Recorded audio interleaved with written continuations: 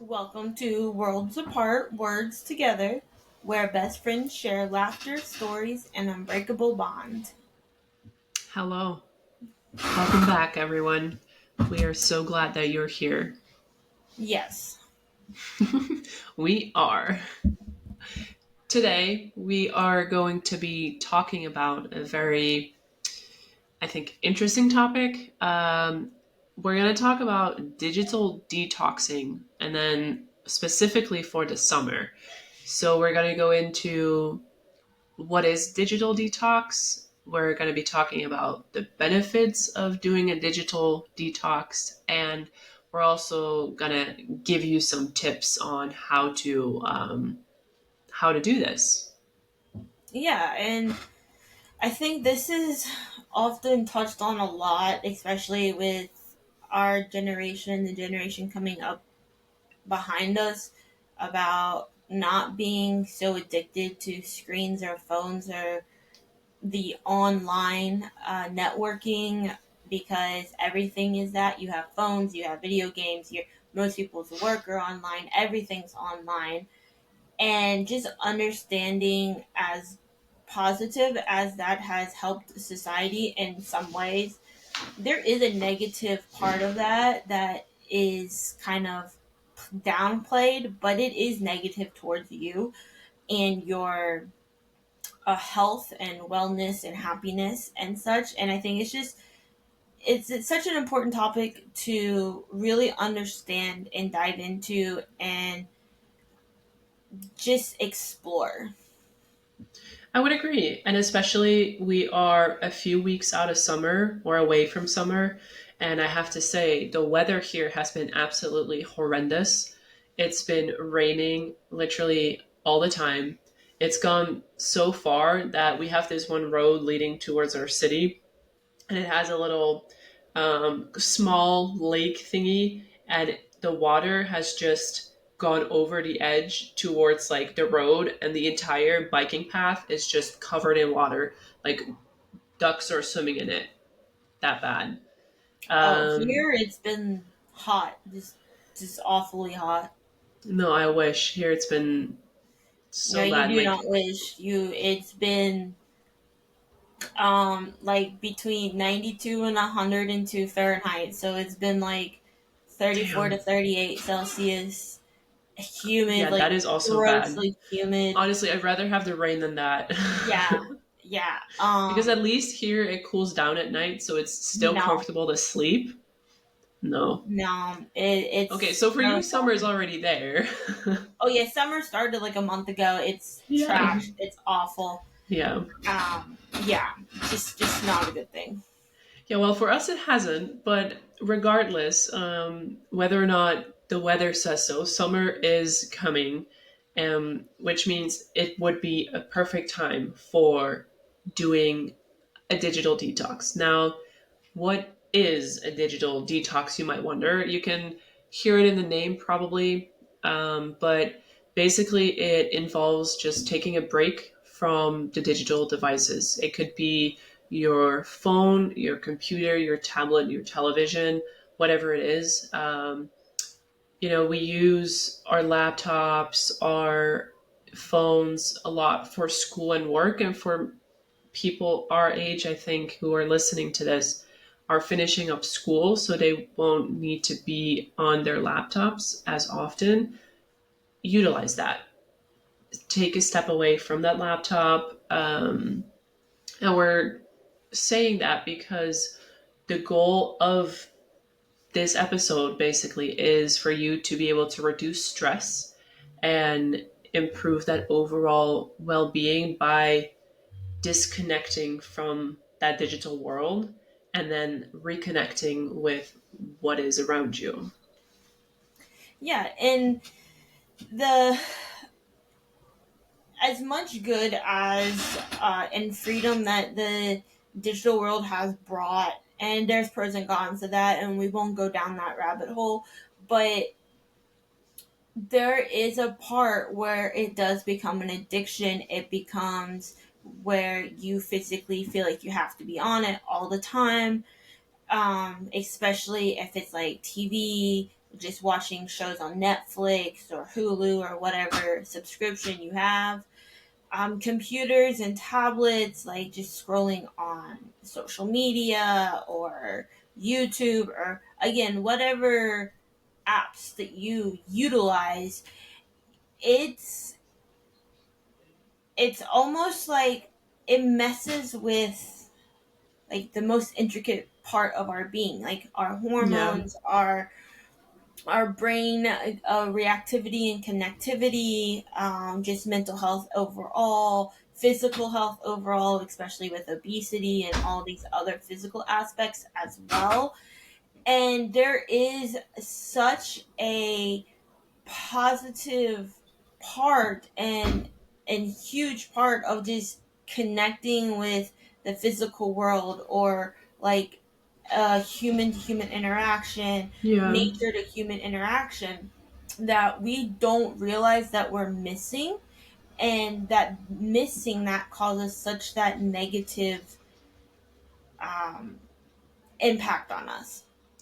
And don't get us wrong, because we understand the educational purposes of some online um, features, but we're mostly, I think, if I can speak for the both of us, talking about the toxic environment that the internet can offer, such as social media. And we've talked about this before, that it could be such a fake image, and you could go down a rabbit hole of things. And I've even experienced it the other day where I'm just on TikTok, and of course TikTok has an algorithm, so if you watch a video long enough, it'll keep showing you that same thing, which eventually you'll end up in this rabbit hole of that specific topic. And um, the online world can be very educational, but even then, it is good to let yourself educate with the outside world. Like recently, I've been picking up chess a lot, and I play it on my phone, but instead of playing it on my phone, I would much rather just have a physical chessboard in front of me. Um, so even though you have a lot of educational things online, and if you're like, oh, I just want to watch some YouTube or Netflix, try to substitute that for things that are physical, that don't require you to look at a screen. Yeah, Um, and there's literally so much that can influence you just by putting down that phone, like the lights on your phones, and so much more than just the social media aspect, like the yeah, LED lights, the blue light, like all the lights are bad for you. It's just we feel like that's how we have to live, because that's how society is currently. But more and more I've seen, and I've only it went through a phase where it was like quite big, and now it's like gone away again. But it's kind of like this therapeutic practice called grounding, which is where you spend time outside, um, connecting with the earth and the ground, and you can do a variety of different kind of activities. It could be anything from with your hands or whole body or anything. And we're going to get into some that's jumping ahead a little bit. But it's all focused about realigning your energy and reducing inflammation and swelling and different things like that, just by being outside. yeah. And I think, as you said, we're jumping ahead a little bit. So let's go into some of the benefits that you can experience from doing a bit of digital detoxing. And I think using the summer for this is a good way to experience, because you're more likely to go outside regardless, if the weather's nice enough for it or not too hot. So here are some tips. I'll start by the first one, and that is, I think, pretty obvious, and that will be improving your mental health. Doing a digital detox could improve your mental health, because your constant connectivity can lead to information overload, too many send like sensory processing that needs to take place. It can lead to anxiety and also decreased attention spans. And I think that is a very important one because generation these days, and including myself, like I notice it too, like my attention span has decreased. I'm sitting in a train and I cannot go 10 minutes without looking at my phone because I just feel the need to do something. And it's like I cannot sit down and just look outside anymore. Or I need to have something to listen to, or I need to read something, or touch my phone. Like I, yeah, I can't. Um, so this is also for us very important that we implement this. But taking a break from that environment, that digital environment, could allow your mind to kind of rest and reset a little bit. Yeah, and then another kind of benefit would be to get better sleep. And we've probably all heard multiple times, like don't be on your phone right before bed. It's gonna Or watch interrupt your sleep. TV. Yeah, or watch TV, or play video games, then try to go straight to bed. Because and that's because that blue light from the screens interferes with our production to of at least melatonin and probably way more. And melatonin is just that hormone that regulates sleep. So when it starts to get dark out, your body knows to produce this hormone that basically triggers you to feel tired and want to Yeah. go to sleep. And when you have this blue light on, your body doesn't react to the darkness the same way, and it actually reduces or inhibits the production of this sleep hormone. And that messes again with the quality of sleep, how fast we can go to sleep, insomnia, like you name it, a lot of Yeah. it revolves or can revolve around this. So putting down that screen, whatever it is, at least 30 minutes, an hour, 2 hours before bed is so critical in regulating your body Yeah. and getting that high quality sleep. I think to add to that, and this is just me guessing, making an intelligent guess.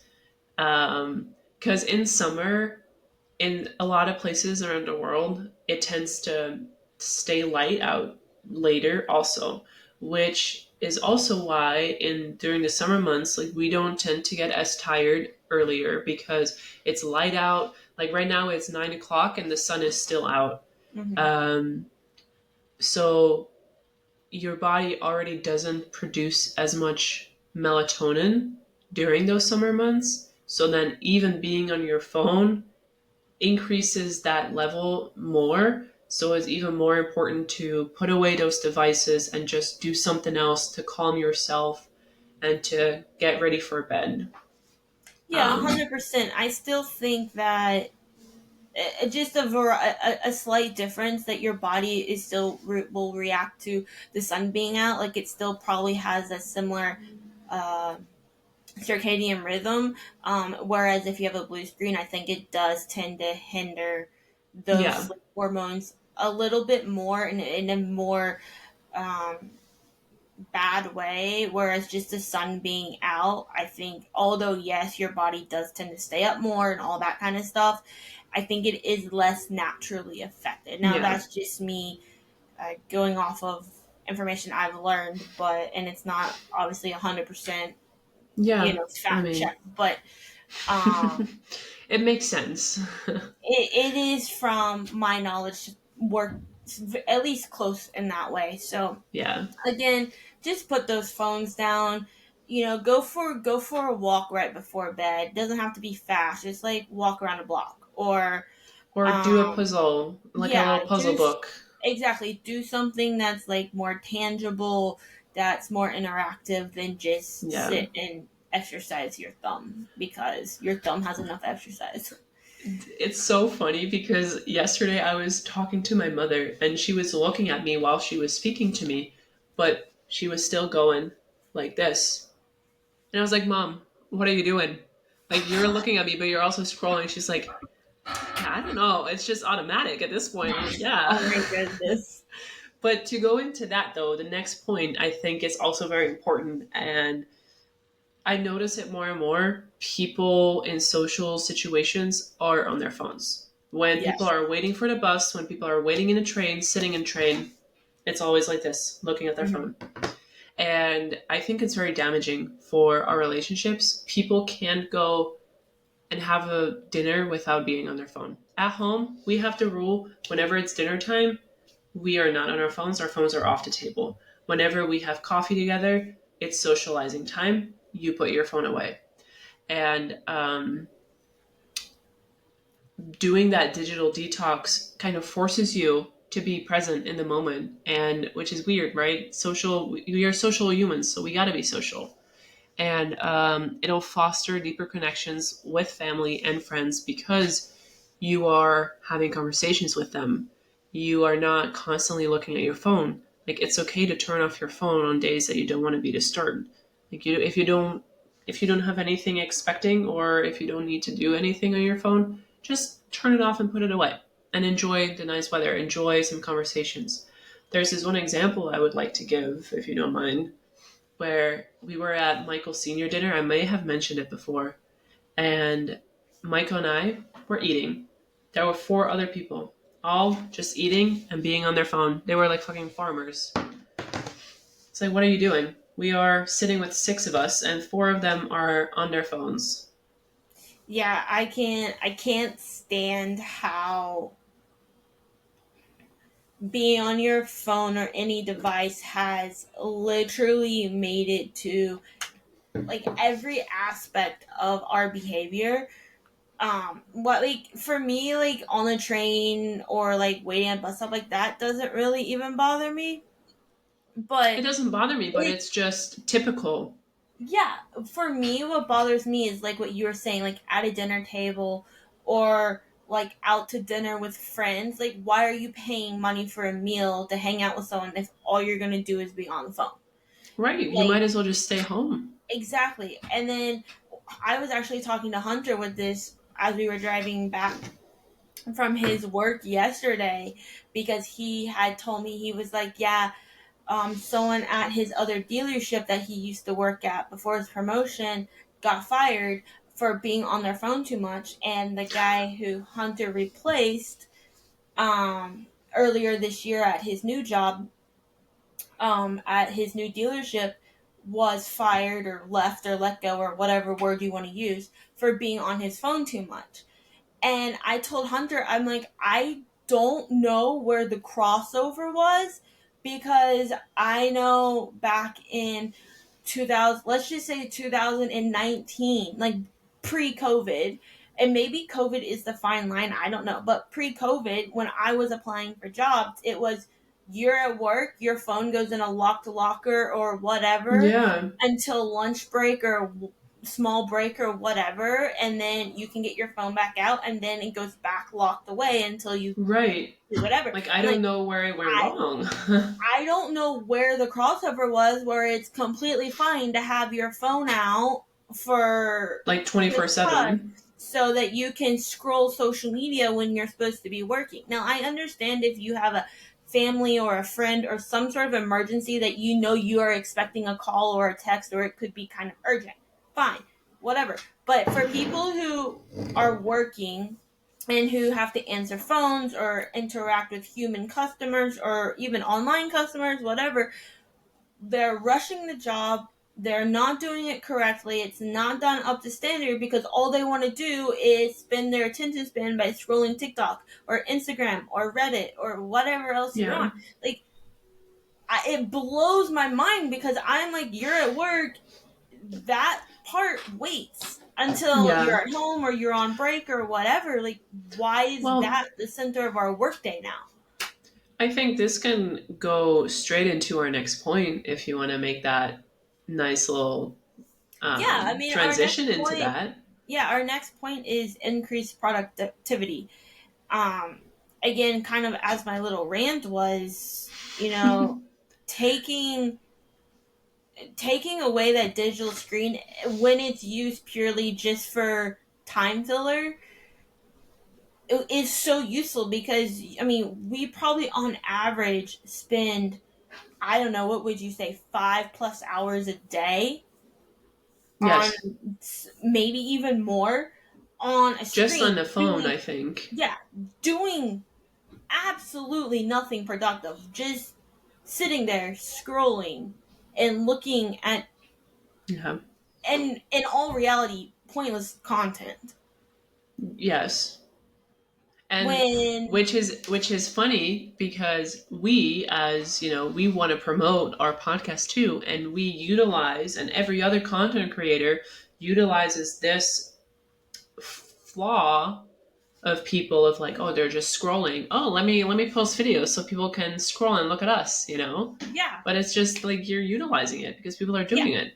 well, yeah, I mean, that's just how so much of society today has revolved. It's just like you have free time, when free time used to be reading a book, going for a walk, doing chores, whatever it might be. Now it's, oh, I have free time, I'm going to be on my phone. Or I don't really have free Yeah. time, I'm going to procrastinate and make free time and be on Yeah. my phone. I have a And very interesting, oh, sorry, go ahead. no, go ahead. Okay.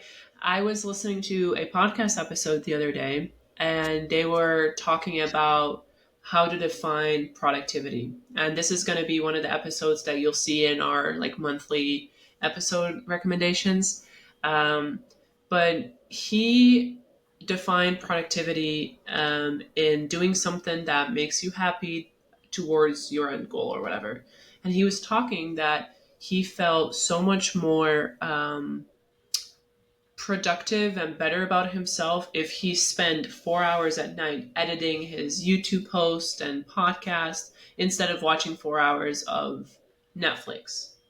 Now, you're still using a screen, but at least you're using that screen now to do something to for your income. Like he was a YouTuber, so he was editing those videos for his job basically, instead of just watching 4 hours of Netflix, which I thought was quite interesting because you can use screens productively, Hmm.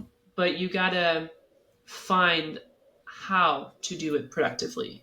And Yeah. I think when you and I are discussing digital detox, we don't mean ban your phones all the time. No. We're more so talking about the negative aspects of the phone. Because I understand if you have a podcast you want to listen to, if you have some videos that you need to watch, or you have to do some work, like you're gonna need your phone or some digital device. I think what we're trying to get at is put it down when you don't really need it and do Yeah. something else that makes you feel better about yourself and about your environment. Yeah, 100%. We're solely focusing on the digital consumption, just That doesn't thought, benefit you. that has no benefit, that has no productivity with Yeah. it, has nothing other than you're just filling time. But even then, I think sometimes, let's say you go for a walk, I also tend to be like, I need to listen to music. When I'm doing anything, I need to listen to music or put on a podcast. And I have to remind myself sometimes of like, I don't need to. I'm just going to go outside, walk, and listen to the nature, to whatever is around me. So I can appreciate the birds, I can appreciate the wind and things like that. Um, and we'll go into some tips later, but I think that would be a good thing to think about too. Is like you don't always need to be occupying your mind with something. And I mean, your mind is going to be occupied no matter what, but Well, you yeah, just but recognizing that digital content is not the only way to occupy your mind. right. Because I think so much now is that's what we fall to. It's like, oh, like I'm folding laundry, I'm gonna put on Netflix in the background, or music in the background, or a podcast in the Yeah. background. It's like, do you need to, or do you want to, and is it going to benefit you? Or are you uncomfortable with your own thoughts? Yeah, that Because a too. lot of people are too. Like they don't feel comfortable just. letting their thoughts wander because they are so occupied with stressors and things that are happening to them or things that they need to do that it's just they need something else to not think about that. Yeah. So all of this is to say, if you need if you need to use the digital community World. or world for income or for any sort of productivity that's going to benefit you, then obviously, yes, you have to use it because our Yeah. society is a digital society now. But be careful when that line crosses and it becomes unproductive, unhealthy, more of an obsession because you're not okay with being with yourself or just focusing on something of the more physical aspect. So just be wary and mindful of when that line is crossed, when procrastination does pick up, when are you Yeah. using it more as a distraction than to get things done. And understanding that will obviously lead to a more focused and efficient use of time and your time. Yeah. And with that, I think it is a good time to also provide some tips on how to maybe get started with doing a digital detox. Because if you're a bit confused, if like, okay, I understand, I do want to put my phone away, I do want to put my laptop away, but I don't know where to start. Here are some tips that we think may help you just getting started. And the first one is kind of to I think you kind of touched on that, setting clear boundaries. Now, we've talked about setting boundaries before in relationships, in work, but also in your digital world usage. Mhm. I think when you define specific times that you want to be offline, for example, let's say during the week, you choose, I don't want to be online after 8 p.m. or after 9 p.m. That is your boundary. You put your phone away, you turn the TV off at 8 p.m. Um, this doesn't mean that you have to do that all the time. It's whatever you feel comfortable with, but getting started somewhere is, I think, a good start. And then if you hold it on for a week or 2 weeks, you probably will start to notice like I am getting so much better rest at night because I am not looking at any screen after 8 p.m. So setting clear boundaries for that is I think the first step. Yeah, 100%. You got to know, and obviously, like any other new change, start small. Start small. Don't Yeah. start big because if you fail at something big, then you're most likely to just resort back and give up. So start with something small that you can definitely hold yourself accountable to. And also with that accountability, communicate those boundaries to your coworkers, your family, your friends, anyone that you would normally be in a constant communication with, and just say Yeah. like, look, I've noticed I'm going to start for my personal health and my personal wellness. I'm not going to be answering work calls or work email, given whatever your career is. But if it's like a 9 to 5, I'm not going to be answering any work calls, emails, texts past 6 p.m. because I'm Yeah. taking that time for my family, for myself, for my relationships, for dinner, for just de stressing and getting ready for the next day. And just tell whoever, whatever your boundary would involve, that you're doing this for yourself because it's what's going to help you be the best version of yourself. And that way, they hopefully won't get upset when something when they don't get an automatic response. Yeah. And if And they do, then that's kind of on them, yeah. unless it's like urgent. Like given the fact that there's always family emergencies, an accident, or someone's in the hospital, a sickness. Yeah. Obviously, we're not saying don't respond to those because you Yeah. need to. But if it's something as simple as you need to send an Excel spreadsheet or a Word document to a colleague and it's 7 o'clock at night, guess what? It Between can wait till the morning. 7 and 8 or 7 and 9 or whenever you start work, it's not going to matter. So just No. say, look, I'll get to it first thing in the morning when I arrive at work or whatever it might be. Yeah, totally. And that I think is also, what we kind of talked about earlier is you probably would want to replace your digital device with something else because you're not just going to sit there on your couch at 8 o'clock and just stare at the wall until you go to bed. Like, you don't want to be doing that either. But it would be good to find alternative activities that are still fun for you, but also stimulate your brain a little bit, and just stimulate different parts of your brain than when you're just looking at a screen.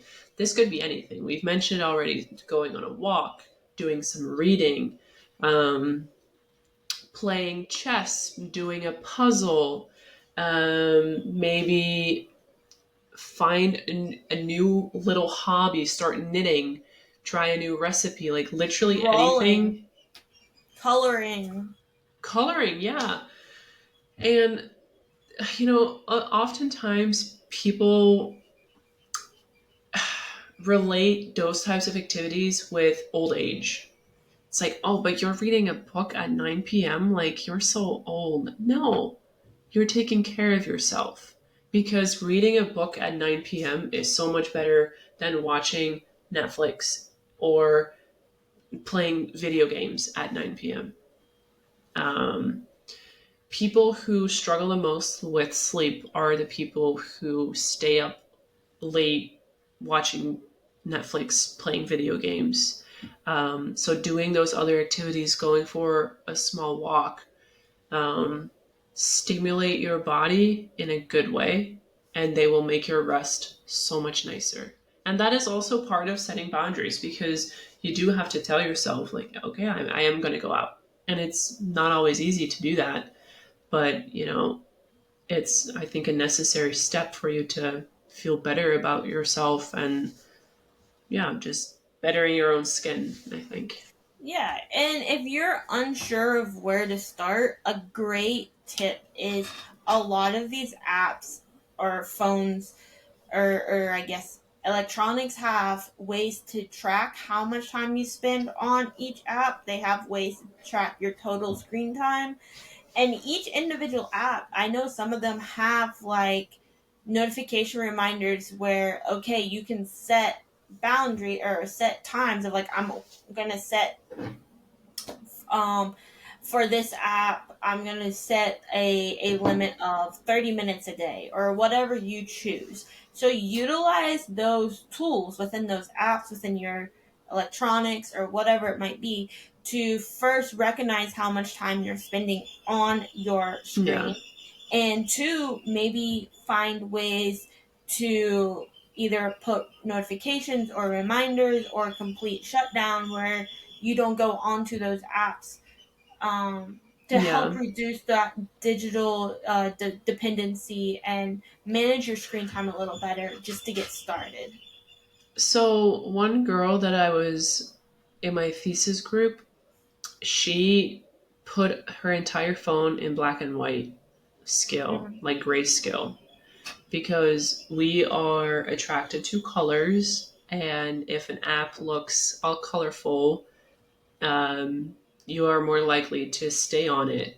But like her entire Instagram, her entire TikTok, everything was grayscale, and she also has ADHD, so for her it was extra helpful. But she was just not interested in it anymore because she was like, "Well, it's also boring. Like I can't comprehend." So that is also something that you could Yeah. try, to limit that exposure.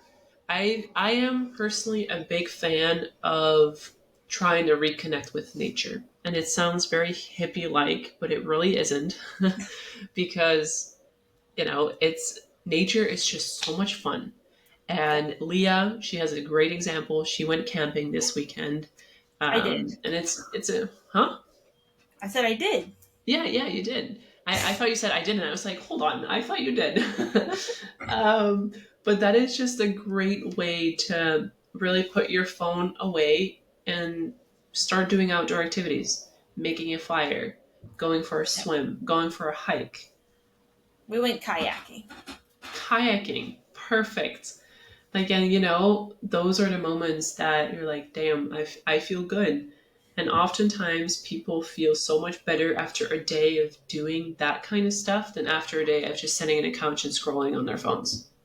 Oh yeah, 100%. And like between like late spring and early fall and through summer when it's not god awful hot, I like camping is something I grew up on. I know it's not everyone's cup of tea because there are some people who just think that sleeping in a sleeping bag with this little tent thing is it's just not their vibe. Being Which is fine. which is fine, but Then it's you can something. go to like a little cabin. Yeah.